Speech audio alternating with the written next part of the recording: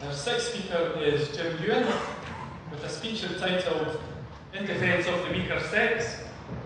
With a speech entitled In Defence of the Weaker Sex, would you please welcome Jim Ewan?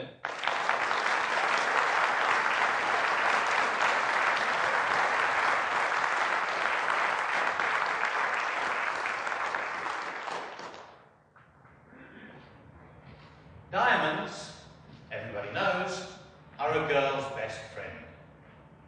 Man's best friend is the dog. Diamonds, dog. Strange, because I'm sure you're all very familiar with the work of Dekovan and Sadowski, who demonstrated over 30 years ago that men have bigger brains than women. Clearly, size doesn't matter. What does matter, Mr. Contest Chair, ladies and gentlemen, is evolution. Men and women have evolved separately and differently. Man the hunter, woman the homemaker. I have evolved to be a mighty hunter, with all the faculties of a hunter. Ladies, look around you at all the mighty hunters in the audience. Sadly, this is a redundant skill set in today's society. Women, on the other hand, have evolved perfectly for the 21st century. Take a simple thing like hygiene and cleanliness, essential for health, you'll agree. Man the hunter, out on the plains, he's lucky to have had a change of loincloth.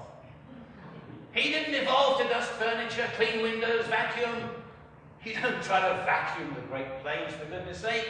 You wait for the wind to come and blow them up away, which accounts for the state of the average bachelor flat.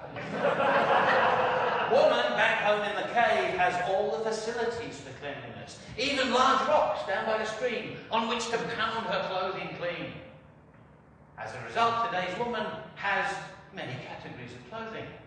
My partner Kate, for example, has underwear categorized by ready to wear, worn, waiting for the wash, washed, ironed, and back to ready to wear. As a man, I have two categories. Dirty and dirty but still wearable. Picture Man the Hunter out on the plains in his dirty but still wearable loincloth. He has one job: kill the food. It's my spear.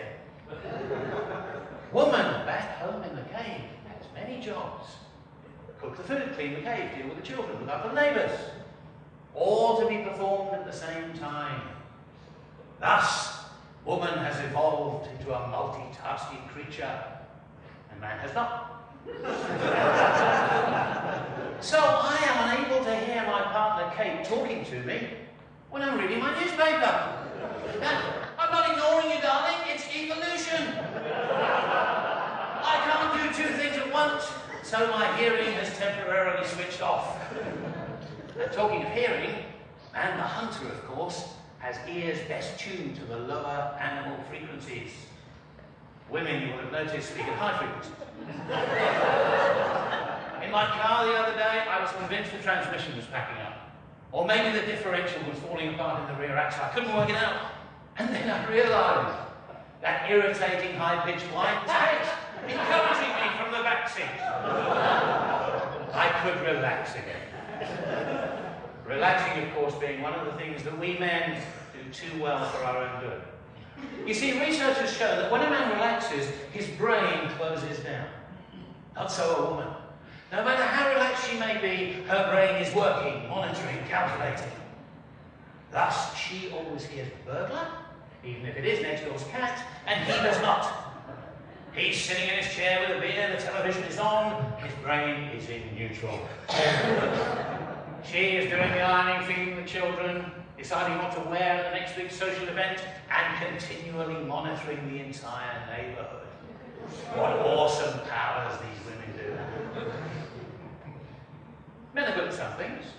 Man the Hunter, of course, developed into someone who can take the overview. We can see for miles. But as any woman will tell you, we are singularly inept when it comes to locating the tea bags in the kitchen cupboard. Unless they are right at the front with nothing in the way. Why is this? It's boulder half a mile away to see if a tasty deer is hiding behind it. So we are evolved not to look behind things. Not our fault, ladies. Evolution forward. We take in the broad view. So when Kate and I go to a party, I take the overview, about 50 people, where are the drinks? There they are. Within 3 minutes of our arrival, Kate can tell me, there are 16 couples, 2 love triangles, 1 case of clinical depression, and 11 hot singles looking for a date. Observation and communication is what women do. They talk. They have to. Back in the cave, they had to talk to the children, talk to the neighbours, talk to the man delivering the dinosaur milk. So for a woman, talking equals relationship. Man the hunter had to keep quiet, or he'd scare the prey away. So for a man, silence is companionship. How incompatible can you be? The average woman's conversation lasts 5 times as long as a man's. We were invited to a wedding recently. Kate spent 45 minutes on the telephone to one of her daughters discussing what they would wear.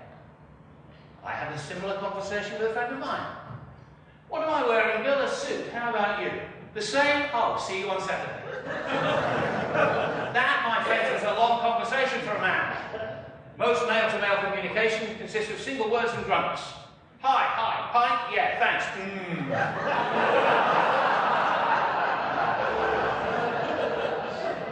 Can I leave you with 2 thoughts? One for the ladies. It is not our fault that we are the way we are. It is evolution.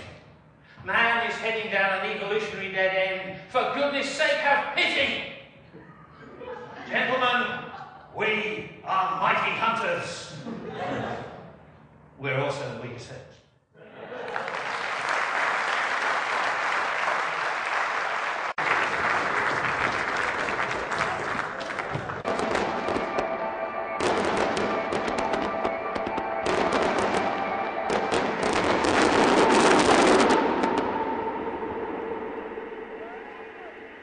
Mm.